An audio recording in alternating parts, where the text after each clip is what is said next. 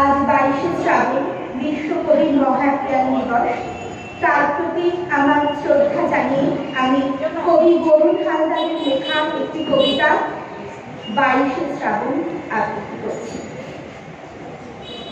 25শে বৈশাখে উদিত রবি, অস্ত গেল 22শে শ্রাবণ। শ্রাবণের শীতল জলে পুষ্ট প্রকৃতি, শোকে মূর্ছামান, চারিদিক বিবর্ণ তখন। ঠিক তখন দুপুর 12টা 10, থমথমে আকাশ বাতাস। মধ্য গগনে থেকেও রবির মুখ ভার। রবির প্রস্থানে নেমে এলো অমানিসার ঘোর অন্ধকার।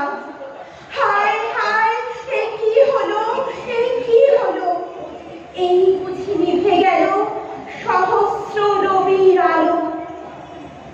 যে আলোর আলোয় অজ্ঞান রূপে অন্ধকার দূর করে লক্ষ কোটি মানুষের হৃদয়ে জ্বেলেছ জ্ঞানের আলো।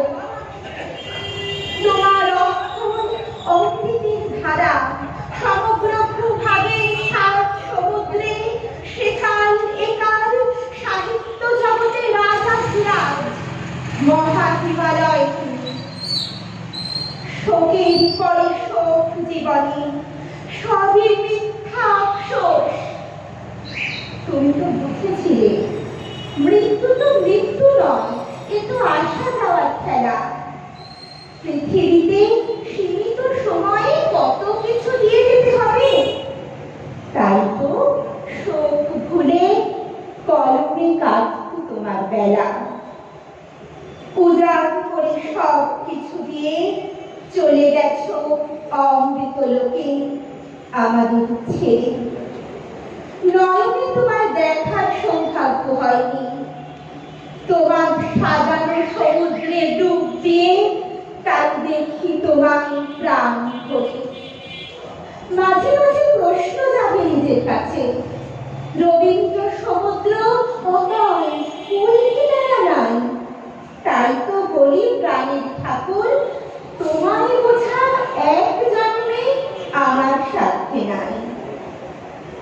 বিশ্ববোধে জাগ্রত মহাপ্রাণ বিস্ময়কর প্রজ্ঞা, জ্ঞান গঙ্গার প্রবাহ থেমে গেল চিরতরে।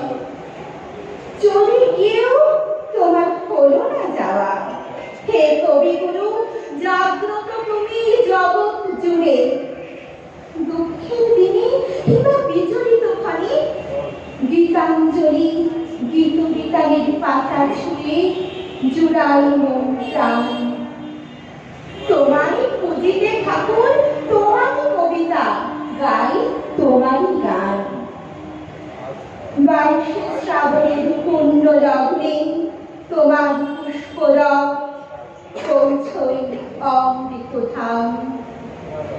হে গুরুদেব, অশ্রুসিক্ত নয়নে জানাই তোমায় শত সহস্র প্রণাম। অশ্রুসিক্ত নয়নে জানাই তোমায় শত সহস্র প্রণাম। নমস্কার।